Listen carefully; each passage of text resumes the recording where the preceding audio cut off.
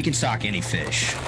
It's what is the wise thing to stock, right? Most of our builds they consist of a basic sport fish, largemouth bass, and we run a hybrid F1 strain, largemouth bass. It's mixed with northern and a southern bass, and they feed pretty aggressively.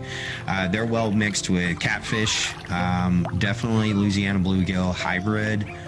Maybe some red air if you can get those, but as far as bait fish for those guys, golden shiners, fathead minnows are what we start them off on, and we give those 3 cycles to spawn before we add in our predator fish like bass or even catfish. But those all seem to work out pretty well. We have customers that like to do trout or ask about trout. We have customers that want to do striper. You know, those are for the deeper, longer aerated lakes. They do consist of die-offs. But there's some other things to think about. We can stock literally any fish, but more is not always better. That's one rule that I want to make sure we break.